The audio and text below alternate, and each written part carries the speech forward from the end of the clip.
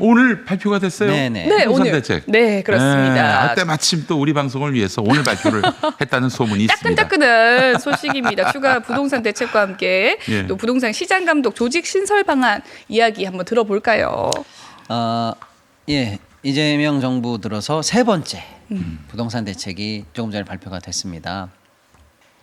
627 정책이 한 번 있었고요. 네. 그때 이제 핵심은 뭐 그거죠. 6억까지만 대출, 6억 이상 대출 안 돼. 이게 핵심이었고, 97 대책이 두 번째 있었어요. 공급을 많이 하겠다. 이런 대책이 있었고요. 네. 이번이 세 번째, 오늘 10월 15일이니까 11호 대책이 되겠습니다. 10, 그다음에 15, 예, 네, 11호 11호. 대책인데 네. 큰 골자는 세 가지입니다. 하나는 규제 지역 강화, 네. 두 번째는 대출 강화, 세 번째는 시장 질서 감독 강화. 요 세 가지가 되겠습니다. 지난 두 번의 부동산 대책을 합친 거나 다름없다. 그렇게 봐야 됩니까? 규제나 공급이나 그 대책이 다 들어갔으니까. 그렇죠. 예. 그래서 일단 요번 이 세 분야로 일단 나눠서 보시면 되고 하나씩 설명을 드리면 네. 규제는 서울 전 지역을 규제 구역으로 확대했습니다. 예, 서울 전 지역입니다. 네. 그리고 경기도에 14개 지역을 추가했습니다. 그래서 예를 들면은 이제 규제가 세분화돼 있어요. 경기도 12개인가요? 예. 근데 규제가 예를 들면 이렇게 돼 있어요. 토지거래 허가구역 이런 게 있거든요. 이거는 뭐냐면 우리 둘이 계약을 해. 그럼 민사적으로 계약이 끝난 게 민사적으로는 완료가 됐는데 보통은 다 그런데 아주 예외적으로, 왜냐면 우리는 경제 자유가 있는 헌법에 보장된 나라라서 보통은 다 거기서 계약이 끝납니다. 그런데 예외적으로 관이 나서서 추가적으로 한 번 더 허락을 해야 진짜로 끝나는 거야. 나중에 너 나한테 허락 못 받으면 그거 꽝이야. 이렇게 정부가 계약의 마지막에 마침표를 찍을 수 있는 허가권이 생기는 특별한 제재거든요. 그게 네. 이제 토지거래 허가구역인데 그런 게 있고, 또 하나는 조정 대상 지역이라는 것도 있고요. 네. 또 하나는 투기 과열 지구라는 것도 있어요. 이 네. 세 개를 묶어서 어느 하나에 해당되면 여기는 규제 지역이야 이렇게 말하거든요. 아무튼 어쨌거나 이제 동네마다 구마다 좀 다를 수 있겠습니다만은 서울 전역이 전부 다 이 세 개 조치를 받는 규제 지역으로 확대가 됐다 이렇게 네. 말씀을 드리겠습니다. 그리고 경기도 특히 많이 올라가고 있는 과천, 성남 등등등이 이번에 또 규제 지역으로 묶일 예정에 있습니다. 네. 그러면 구체적으로 어떻게 묶이면 어떻게 되는 건데 네. 예를 들면 이런 거예요. LTV가 70에서 40으로 강화돼요. 예. 담보 비율이요. 예. 네. 이게 조금 이제 쉽게 말씀드리면 집이 10억이야. 네. 그러면 최대입니다. 최대. 실제로 적용되는 건 좀 다릅니다만 7억까지는 대출이 나와야지 이렇게 생각할 수 있는데 네. 아니 40인데 4억까지. 4억까지인데 네. 그럼 어떻게 되는 거예요? 6억을 돈이 내가 6억이 있어야 된다. 네. 이렇게 해서 규제 지역이 들어가면 기존의 이 규제 지역에는 이 정도 규제가 있고 여기는 이렇게 다 이 걸리는 여러 가지 이 조치들이 있거든요. 그런 조치들이 이번에 다 거의 서울에 이제 해당이 된다라는 거고 LTV 같은 게 그런 식으로 되고 있고요. 네. 청약도 재당첨이 안 되는 게 예를 들어서 조정 지역에서는 7년, 투기 과열은 10년이니까 청약 재당첨도 안 된다는 거예요. 아, 네. 완전히 무주택자 신규 청약만 가능하다. 사실 이렇게 보면 거의 네. 될 수 있는 거고, 양도세도 중과가 돼요. 2주택인 사람들은 플러스 20%, 3주택 플러스 30% 등등등 해서 세금도 많이 내고요. 네. 취득세도 중과가 됩니다. 2주택 관련해서는 뭐 8%까지, 네. 3주택은 12%까지 올라가고, 뭐 전매도 제한되고 뭐 등등등 여러 가지 조치들이 이제 거의 전 서울에 다 일단 생긴다 이렇게 보시면 되고. 그 이전에 네. 왜 이렇게 부동산이 과열돼요? 도저히 이해를 할 수가 없어요, 진짜. 그게 너무 어려운 질문이에요, 그거는. 왜냐하면 정답은 모르는데 분석이 너무나 다양하니까 일단 조치만 한번 해보고 그냥 서로 편하게 한번 말씀 나눠보죠. 뭐. 예, 네네네. 여기 일단 이제 규제 지역 확대 조치 네. 일단 그거죠. 근데 이 조치에 뭐가 뭐고 하는 건 이제 좀 너무 어려우니까 핵심은 이거예요. 서울 들어오려면 2주택은 힘들어. 와서 살아 이거예요. 앞으로는. 예. 서울은 이제 들어가서 살아야 되는 곳인가 봐. 투기나 투자가 안 되나 봐. 네. 이렇게 생각하시면 맞는 거예요. 일단은. 네. 그다음에 이제 나머지가 이제 두 번째가 대출 제한인데 아까 우리 627 대책의 핵심이 뭐냐? 옛날에는 아까 얘기한 것처럼 뭐 LTV니 뭐니 해갖고 집이 만약에 50%다. LTV 50이다 그러면 50억짜리는 25억, 네. 10억짜리는 5억 이랬거든요. 네. 집값이 올라가면 대출도 사실 따라 올라가는 거예요. 그렇죠. 근데 그게 아니야. 무조건 절대값 6억이야 딱 못을 박은 게 627의 핵심인데 네. 이 6억도 이번에 강화됩니다. 아. 네, 강화되는데 구간을 나눕니다. 15에서 25까지 나눕니다. 그래서 여기는 4억으로 낮춰지고요. 네. 25 초과는 2억으로 낮춰져요. 아. 그러니까 6억 말고 이제는 더 아. 사실상 전부 고가주택에 관련해서는 한 2억 정도 빼고는 전부 네 돈으로 사. 고가주택. 예, 네. 예. 이런 상황이 되는 거죠. 예, 그래서 집 값에 따라서 수요에 수요를 더 옥죄는 요게 이제 대출 정책의 핵심이고 네. 또 하나는 전세. 네. 전세 관련한 얘기도 이제 DSR에 포함이 돼서 너 전세로 관련해서 옛날에 지금 대출 받고 있네? 그럼 너 이거 포함이야. 아하. 그러니까 너 이제 저 전세 살면서 집을 또 살 때 네. 그때 너 아까 전세 대출 받았잖아. 이거 포함이야 이렇게 하니까 아. 예 전세 관련해서도 대출이 이제 제한이 들어가는 규제 범위 안으로 들어오게 된다 이런 거고 또 최근에 이제 집값 상승 일어나는 양상 중에서 예를 들어서 이제 주식으로 치면은 거짓 매물, 호가 조작 이런 거거든요. 예를 들어서 우리들이 짜고 네. 아. 집을 산 것처럼 딱 계약을 해. 사실 10억이면서 20억에 뭐. 예를 들어서 뭐 냈거나. 정확하게 말하면 한 했다고. 12억쯤 안 믿으니까 네. 12억쯤 계약했다고 딱 계약 신고를 냅니다. 네. 그리고 나서 김 PD님이 새로 오신 거지. 그러니까 아유 이거 방금 이 윗집 12억에 거래됐어요. 이거 시세가 12억이에요. 그러면서 1억 깎아줄 테니까 11억에 사. 이러면 11억에 계약하면서 싸게 샀다라고 생각하는데 사실은 10억이 최신가예요. 네. 그리고 저거를 11억에 팔고 우리 거는 10억. 10억에 받았는데 좀 있다가 다시 계약 취소하고. 아. 요게 사기 거래인 거죠. 야, 그리고 저기 저 마지막 거래를 이제, 실거래가 실거래로 만들기 위해서 네. 요런 식의 호가 조정이라든지 계약 취소 건이 많이 나와요 시장에서. 요즘은, 그러니까 네. 그런 것들을 아예 제대로 이번에 뿌리 뽑겠다라고 하는 감독 강화 네. 요 세 네. 가지 대책이 이번에 오늘 발표됐다 이렇게 보시면 됩니다. 실효성이 있을까요? 그게 이제 관건인데요. 그 질문이 이제 문제죠. 예. 아주 어려워요. 왜냐? 왜 오르는지를 알아야 될 거 아닙니까? 그렇죠. 그 원인에 따라서 이 네. 대책이 그러면 맞는 진단이냐, 이 처방이냐. 네. 그렇다면 효과가 있을 것이고, 네. 만약에 다른 원인도 있었는데 이게 부족한지, 또 이게 원인 그렇죠. 병증보다 큰 대책인지 이런 거에 따라서 효과를 점쳐볼 수가 있겠는데요. 다소간에 시장의 전망이 좀 엇갈리고 있습니다. 왜냐하면 기존의 집값이 올랐던 이유가 뭐냐 이거죠, 뭐냐. 정확하게 보면은 양극화예요.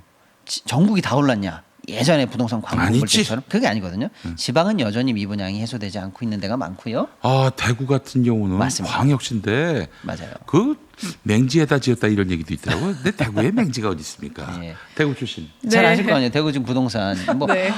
이번에 고향 가셨지만 네. 야 대구 뭐 무슨 아파트 올랐대. 엄마 우리 집 몰랐어. 뭐 이런 얘기 못 들어보셨을 못 거예요. 들어봤죠. 예. 직격탄을 맞고 있어요. 대구 정도만 해도. 그러니까 이제 지방은 올라가지 않고 있는데 최근 올라갔던 거는 서울이에요.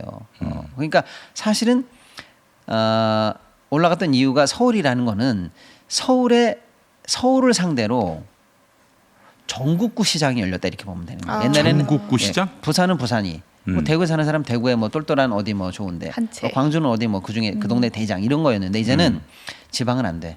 어차피 한 채 살 거면 전국 제일 좋은 거 사라고 하는 전국구 시장으로 시장이 이제 약간 바뀌었고 그래서 수요가 계속 서울이나 예를 들면 과천이라든지 이런 좀 인기 있는 곳 이런 쪽으로 이제 몰리는 현상이 계속 나왔거든요. 더군다나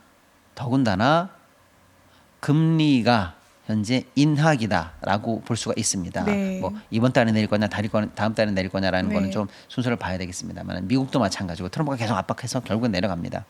우리도 이번 달은 아닐 것 같습니다. 다음 달에 내려갈 가능성이 높고요. 결국에는 금리가 풀리고 또 미국이 확장 재정을 한 등등등 해서 어쨌거나 뭡니까? 돈이 풀려요. 유동성 장세는 벌어집니다. 네. 그럼 그 돈이 어디로 가요? 부동산으로 가나. 주식이 오르죠. 예를 들어서 네. 오릅니다. 또 뭐 예를 들어 금도 오르고 올라요. 그런데 나 금 몰라. 또는 금이야 뭐 조금 하는 거지. 뭐 10억 20억으로 금 사는 사람 봤어? 라는 사람도 있을 거죠. 근데 네. 주식은 몰라. 그래도 좀 위험해. 라고 하는 사람들이 여전히 음. 투자 네. 대상으로 수익형 모델로 아직도 부동산이 유효하다는 믿음이 있으면 이 유동성 장세에서 결국 부동산으로 흘러들어가는 정도의 이 유동성은 생기기 마련이다. 이렇게 좀 볼 수밖에 없는 거겠죠. 그래서 소위 말하는 왜 집값이 지금 오르는 거야? 아이고 그동안 최근에 집을 많이 안 지었잖아 서울 수도권에 뭐 정책이 그랬다는 둥 뭐 경기가 그랬다는 둥 뭐 다 좋다 어떤 이유로든 공급이 부족하니까 별 수 있어 올라야지 그렇죠. 이렇게 보는 사람들은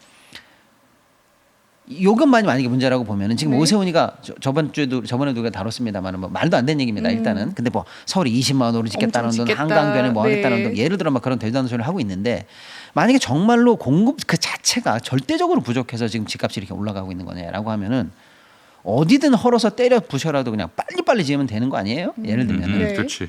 그런데 만약에 방금 우리가 말씀드린 것처럼 아니야 그것도 물론 뭐 없다고는 할 수는 없습니다만 유동성 장세 갈 길 잃은 돈 네. 또는 어차피 규제는 강화된다라고 하면 믿을 만한 건 단 한 채야. 그럼 서울 또는 상급지 네. 갈아타기 수요. 네. 내가 어차피 한 채 있을 거면 예를 들어서 뭐 3급지에서 중급지로 2급지 그다음에 중급지에서 최상급지로 네. 갈아탈 거야라고 하는 갈아타기 수요. 또는 지방에 한 채 살 거 네. 내가 그냥 서울에 사놓고 지방에서 전세 살지. 뭐 이런 식의 수요들을 수요가 밀어내는 이런 부분들도 분명히 있을 거야. 라든지 있겠죠. 뭐 이런 게 있을 네네. 거예요. 이런 다양한 원인이 사실 복합적으로 벌어진다라고 보면 지금 이 정도 규제로 수요를 잡을 수 있을 것이냐, 유동성 장세의 거센 흡을 막을 수 있을 거냐가 아직은 조금 확단하기는 조금 미진하다. 이렇게 근데 좀 보고 이거는 싶습니다. 어떻게 알 수 있어요? 어쨌든 결국 모르는 건데 시간이 좀 지나봐야 아는 부분인가 아니면 이전의 사례들이 좀 있는 그러니까 건가요? 예를 들어서 최상급지를 라든지 확실한 자금으로 나는 확실하게 글로 갈 거야라고 하는 수요를 잡기에는 좀 부족해 보여요. 왜냐하면 네. 기존에도 6억 대출 제한이 있었는데 예를 들어서 강남 집값이 보통 3, 40억인데 네. 3, 40억에 6억 대출로 쟁여놨는데 네. 쟁여놨는데 그걸 2억으로 낮춘다. 그 4억 없어서 강남 못 들어가는 사람 없어요. 어떤 의미인지 아시겠죠? 네. 예. 용산에 뭐 2, 30억짜리 살 어차피 건데 예, 그거 강남 뭐 갈 사람은 강남 간다. 예, 그거 뭐 저 4억이나 2억으로 낮춰서 못 들어간다? 그건 아닌 것 같아요. 네. 그거 아닌 것 같고 성남 과천 그러니까 분당 과천에서 정확하게 이쪽이 현재 지금 그나마 중급지 그 강남 같은 최상급지는 아니어도 들썩들썩하고 있는데 여기 관련해서는 그러면 이번에 규제 지역으로 상향을 하면 들어와서 살으라는 거예요. 그러면 살지 뭐 이참에 이런 수요까지 막을 수 있을 것이냐라고 하니까 전부 다 이원 조치로 얼음 이렇게 해가지고 딱 동결되기까지는 쉽지 않아 보인다. 그러면 어디까지 가야 되냐? 제가 볼 때는 부동산으로 그래도 돈 벌 수 있다는 믿음까지 갔었어야 돼요. 그것까지 금을 거기까지 해놔야 가서 돼. 네. 진짜 부동산으로는 이제 돈 벌기는 어려워. 살고 싶은 집에 좀 비싸더라도 난 형편이 되니까 비싸더라도 살 거야. 또는 뭐 각자 형편에 맞춰서 리빙 개념으로 어쨌거나 그게 더 센 느낌으로 부동산 시장에 대한 인식이 바뀌고 돈 벌기 좀 어려울 것 같은데 거주 목적으로만 네. 거기까지 가져야 그 인식 되는데 개선이. 거기까지는 못 가고 좀 빡빡하게 만들어진 건 맞는 것 같아요. 서울 전체가 일단은 리빙이 안 되고 갭 투자가 안 되는 시장으로 서울 전체가 바뀌었으니까 얼어붙었으니까. 단기간은 조금 빡빡해집니다. 그건 네. 맞을 것 같아요. 근데 이제 우리의 근본적인 이 믿음, 돈 벌려면 주식해야 돼. 자본시장에 투자해야 되거나 다른 식으로 사업 자금으로 흘러가야 되거나 하다못해 이런 식으로 가야지 부동산에 돈 넣어 가지고는 큰 돈 안 될 거야라고 하는 인식까지 이번에 나왔을까 하는 조금은 전망 저 뭐랄까 어떤 그 시장에 돌아가는 상황을 조금은 지켜봐야 되지 않을까라고 해서 조금은 사실 이재명 대통령의 큰 꿈은 이게 지금 부동산에 너무 쏠려 있는 이 자산 시장의 돈들을 맞아요. 주식 시장으로 사실 주식이 가장 네. 깨끗하고 정의로운 자산 증식 수단인데 이쪽으로 많이 옮겨오게 만드는 맞습니다. 것인데 부동산 대책이 없거든요, 진짜. 근데 맞아요. 욕망에 그냥 불구덩이에요 한마디로. 어제 대통령께서도 또 다른 간담회에서 분명히 얘기를 또 했어요. 그랬어요. 부동산 일본처럼 장기 불안 가서 안 되고 네. 우리 반드시 이거 부동산 거품론 더 이상 거품이 거기 전에 해결해야 된다는 강력한 의지를 보여주셨는데 조금 네. 아쉬운 건 뭐냐면 대통령의 의지 또는 대통령의 이 시장을 바라보는 뷰 뭐 우리 의심하지 않습니다. 네. 확실해요. 근데 이번에 나온 정책의 타이밍과 뭐랄까요 이런 것들이 조금 아쉬워요. 왜냐하면 세부 계획이? 6.27 대책 나올 때 네. 솔직히 좋았어요. 어. 왜냐 정광석화처럼 금요일에 나오면서 음. 그야말로 한 번도 시장이 생각해보지 못한 절대금 막 6억 대출 제한 딱 하면서 맞아요. 그때 확실히 네, 큰 충격, 불은 네, 잡았습니다. 네. 분명히 잡았어요. 그리고 나서 대응이 좀 아쉬웠어요. 근데 이제 그래? 그럼 난 요걸 이렇게 피해갈까? 저렇게 피해갈까? 하는 정도의 추가적인 잔불이 이어가는 게 보인다라고 할 때 또 잔불이 이제 중불 이상으로 커지지 않기 위해서 불시에 모르는. 더 강하게 네. 나왔어야 되는데 그때 나온 이 멘트들이나 이런 것들이 좀 뭐가 아쉬웠냐면 예를 들면 이런 거죠. 잘 모니터링하고 있습니다. 그리고 집값 상승이 시그널이 잡히면 또 추가 대책을 낼 수 있습니다. 뭔지 아시죠? 네. 그럼 뭐야? 올라가면 대책 나오겠다. 올라가면 후행으로 대책이 나오겠다. 이런 식의 신호를 조금 주니까 그래?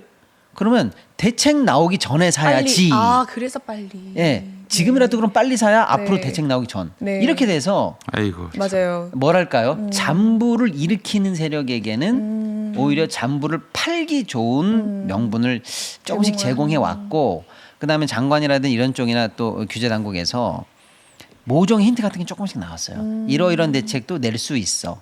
이러이런 것도 낼 수 있어라고 하면서 아까 6.27 대책처럼 네. 예측 불가능한 파괴적인 대책이 나와줬어야 시장이 화들짝 놀라면서 얼음 효과가 나오는데 네. 그래? 그런 거 준비하고 있다 이거지. 오케이. 그거 준비하고 있어? 오케이. 이런 식으로 약간 힌트가 조금씩 새는 느낌도 좀 줬어요. 그래서 6.27 대책 같은 충격적인 대책은 아니었다. 이번 대책은 그래서 사실은 어느 정도 예상 가능한 평가절하하고 싶진 않습니다. 네. 전 지역이 서울이 못 낀 건 또 최초이기 때문에 단기간에 효과가 좀 있을 거라고 보입니다만 그럼에도 불구하고